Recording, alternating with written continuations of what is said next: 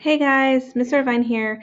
I am going to read for you Nice Mrs. Garcia and the next two chapters because every day we're going to start reading three chapters instead of two from now on to try and get through the whole book of wonder. So I'm going to start with Nice Mrs. Garcia. We followed Mr. Tushman down a few hallways. There weren't a lot of people around, and the few people who were there didn't seem to notice me at all, though that may have been because they didn't see me. I sort of kind of hid behind my mom as I walked. I know that sounds kind of babyish of me, but I wasn't feeling very brave right then. We ended up in a small room with the words Office of the Middle School Director on the door. Inside, there was a desk with a nice-seeming lady sitting behind it. "This is Mrs. Garcia," said Mr. Tushman, and the lady smiled at Mom and took off her glasses and got up out of the chair. My mom shook her hand and said, "Isabel Pullman, nice to meet you." "And this is August," Mr. Tushman said. Mom kind of stepped to the side a bit so I would move forward. Then that thing happened that I've seen happen a million times before. When I looked up at her, Mrs. Garcia's eyes dropped for a second. It was so fast no one else would have noticed, since the rest of her face stayed exactly the same. She was smiling a really shiny smile. "Such a pleasure to meet you, August," she said, holding out her hand for me to shake. "Hi," I said quietly, giving her my hand, but I didn't want to look at her face, so I kept staring at her glasses, which hung from a chain around her neck. "Wow, what a firm grip," said Mrs. Garcia. Her hand was really warm. "The kid's got a killer handshake," Mr. Tushman agreed, and everyone laughed above my head. "You can call me Mrs. G," Mrs. Garcia said. I think she was talking to me, but I was looking at all the stuff in her desk now. "That's what everyone calls me, Mrs. G.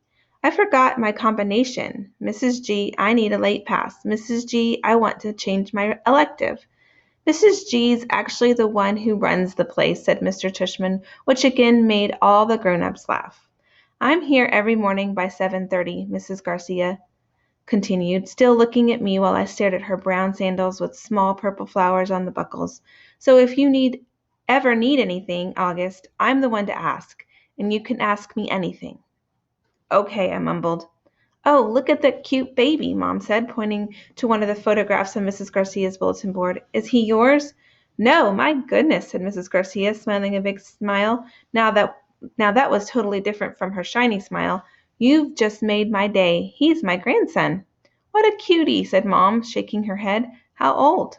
"In that picture he was 5 months, I think, but he's big now, almost 8 years old." "Wow," said Mom, nodding and smiling. "Well, he is absolutely beautiful." "Thank you," said Mrs. Garcia, nodding, like she was about to say something else about her grandson, but then all of a sudden her smile got a little smaller. "We're all going to take very good care of August," she said to Mom, and I saw her give Mom's hand a little squeeze. I looked at Mom's face, and that's when I realized she was just as nervous as I was. I guess I liked Mrs. Garcia when she wasn't wearing her shiny smile. Jack, Will, Julian, and Charlotte. We followed Mr. Tushman into a small room across Miss Garcia's desk. He was talking as he closed the door to his office and sat down behind his big desk. Though I wasn't really paying much attention to what he was saying, I was looking around at all the things on his desk. Cool stuff like a globe that floated in the air and a Rubik's type cube made with little mirrors. I liked his office a lot. I liked that there were all these neat little drawings and paintings by students on the walls, framed like they were important. Mom sat down on a chair in front of Mr. Tushman's desk, and even though there was another chair right next to hers, I decided to stand beside her. "Why do you have your own room, and Mrs. G doesn't?" I said. "You mean, why do I have an office?" asked Mr. Tushman. "You said she runs the place," I said. "Oh, well, I was kind of kidding. Mrs. G is my assistant." "Mr. Tushman is the director of the middle school," Mom explained. "They do call you Mr. T?" I asked, which made him smile. "Do you know who Mr. T is?" he answered. "I pity the fool," he said in a funny, tough voice like he was imitating someone. I had no idea what he was talking about. "Anyway, no," said Mr. Tushman, shaking his hand. "No one calls me Mr. T, though I have a feeling I'm called a lot of other things I don't know about. Let's face it, a name like mine is not easy to live with. You know what I mean." Here, I have to admit I totally laughed because I knew exactly what he meant. My mom and dad had a teacher called Mrs. Butt. I said, Augie, said Mom, but Mr. Tushman laughed. Now that's bad, said Mr. Tushman, shaking his head. I guess I shouldn't complain. Hey, so listen, August. Here's what I thought we would do today. Is that a pumpkin? I said, pointing to a framed painting behind Mr. Tushman's desk. Augie, sweetie, don't interrupt, said Mom. You like it? Said Mr. Tushman, turning around and looking at the painting. I do, too. And I thought it was a pumpkin, too, until the student who gave it to me explained that it was actually not a pumpkin. It is, are you ready for this? A portrait of me. Now, August, I ask you, do I really look that much like a pumpkin? No, I answered, though I was thinking yes. Something about the way his cheeks puffed out when he smiled made him look like a jack-o'-lantern. Just as I thought that, it occurred to me how funny that was. Cheeks, Mr. Tushman, and I started laughing a little. I shook my head and covered my mouth with my hand. Mr. Tushman smiled like he could read my mind. I was about to say something else, but then all of a sudden I heard other voices outside the office. Kids' voices. I'm not exaggerating when I say this, but my heart literally started beating like I'd just run the longest race in the world. The laughter I had inside just poured out of me. The thing is, when I was little, I never minded meeting new kids because all the kids I met were really little too. What's cool about really little kids is that they don't say stuff to try to hurt your feelings, even though sometimes they do say stuff that hurts your feelings, but they don't actually know what they're saying. Big kids, though, they know what they're saying, and that is definitely not fun for me. One of the reasons I grew my hair long last year was that I like how my bangs cover my eyes. It helps me block out the things I don't want to see. Mrs. Garcia knocked on the door and poked her head inside. They're here, Mr. Tushman, she said. Who's here? I said. Thanks, Mr. Tushman said to Mrs. Garcia. August, I thought it would be a good idea for you to meet some students who'll be in your homeroom this year.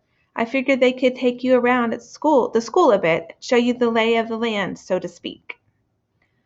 I don't want to meet anyone, I said to Mom. Mr. Tushman was suddenly right in front of me, his hands on my shoulders. He leaned down and said very softly in my ear, It'll be okay, August. These are nice kids, I promise. You're going to be okay, Augie, Mom whispered with all her might. Before she could say anything else, Mr. Tushman opened the door to his office. Come on in, kids, he said, and in walked 2 boys and a girl. None of them looked over at me or Mom. They stood by the door looking straight at Mr. Tushman like their lives depended on it. Thanks so much for coming, guys, especially since school doesn't start until next month, said Mr. Tushman. Have you had a good summer? All of them nodded, but no one said anything. Great, said Mr. Tushman. So, guys, I wanted you to meet August, who's going to be a new student here this year. August, these guys have been students at Beecher Prep since kindergarten, though, of course, they were in the lower school building, but they know all the ins and outs of the middle school program. Since you're in all the same homeroom, I thought it would be nice if you got to know each other a little bit before school started, okay? So, kids, this is August. August, this is Jack Will. Jack Will looked at me and put out his hand. When I shook it, he kind of half smiled and said, hey, and looked down really fast. This is Julian, said Mr. Tushman. Hey, said Julian, and did the same exact thing as Jack Will, took my hand, forced a smile, and looked down fast. And Charlotte, said Mr. Tushman. Charlotte had the blondest hair I'd ever seen. She didn't shake my hand, but she gave me a quick little wave and smiled. Hi, August, nice to meet you, she said. Hi, I said, looking down. She was wearing bright green Crocs. So, said Mr. Tushman, putting his hands together in a kind of slow clap, I thought you guys could do is take August on a little tour of the school. Maybe you could start on the 3rd floor. That's where your homeroom class is going to be, room 301. I think Mrs. G is room 301, Mrs. G called out from the other room. Room 301, Mr. Tushman nodded, and then you can show August the science labs and computer room. Then work your way down to the library and the performance space on the 2nd floor. Take him to the cafeteria, of course. Should we take him to the music room? Asked Julian. Good idea, yes, said Mr. Tushman. August, do you play any instruments? No, I said. It wasn't my favorite subject on account of the fact that I don't really have ears. Well, I do, but they don't actually look like normal ears. Well, you may enjoy seeing the music room anyway, said Mr. Tushman. We have a very nice selection of percussion instruments. August, you've been wanting to learn to play in drums. August, you've been wanting to learn to play the drums, Mom said, trying to get me to look at her. But my eyes were covered by my bangs, and I stared at a piece of old gum that was stuck to the bottom of Mr. Tushman's desk. Great. Okay, so why don't you guys get going? Said Mr. Tushman. Just be back here in, he looked at Mom. Half an hour, okay? I think Mom nodded. So, is that okay with you, August? He asked me. I didn't answer. Is that okay, August? Mom repeated. I looked at her now. I wanted her to see how mad I was at her, but then I saw her face and just nodded. She seemed more scared than I was. The other kids had started out the door, so I followed them. See you soon, said Mom, her voice sounding a little higher than normal. I didn't answer her. The Grand Tour. Jack, Will, Julian, Charlotte, and I went down a big hallway to some wide stairs. No one said a word as we walked up to the third floor. When we got to the top of the stairs, we went down a little halfway full of lots of doors. Julian opened the door and marked 301. This is our homeroom, he said, standing in front of the half-open door. We have Miss Petosa. They say she's okay, at least for homeroom. I heard she's really strict if you get her for math, though. That's not true, said Charlotte. My sister had her last year, and she said she's totally nice. Not what I heard, answered Julian, but whatever. He closed the door and continued walking down the hall. This is the science lab, he said when he got to the next door. And just like he did 2 seconds ago, he stood in front of the half-open door and started talking. He didn't look at me once while he talked, which was okay because I wasn't looking at him either. You won't know who you have for science until the first day of school, but you want to get Mr. Holler. He used to be in the lower school. He would play his giant tuba in class. It was a baritone horn, said Charlotte. It was a tuba, answered Julian, closing the door. Dude, let him go inside so we can check it out, Jack Will told him, pushing past Julian and opening the door. Go inside if you want, Julian said. It was the first time he looked at me. I shrugged and walked over to the door. Julian moved out of the way quickly, like he was afraid I might accidentally touch him as I passed by him. Nothing much to see, Julian said, walking in after me. He started pointing to a bunch of stuff around the room. That's the incubator. The big black thing is a chalkboard. These are the desks. These are chairs. Those are the Bunsen burners. This is a gross science poster. This is chalk. This is the eraser. I'm sure he knows what an eraser is, Charlotte said, sounding a little like Via.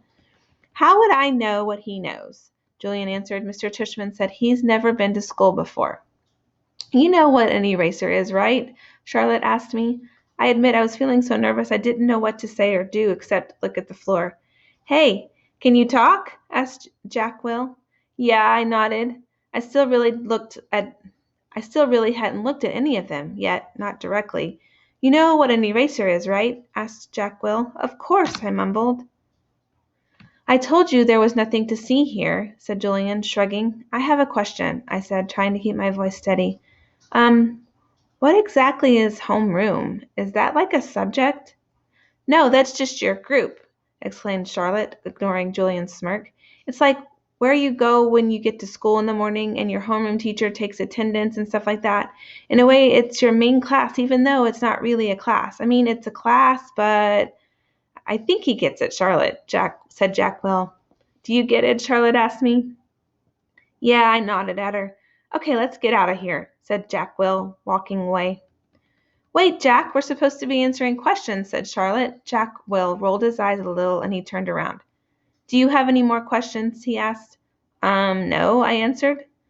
Oh, well, actually, yes. Is your name Jack or Jack Will?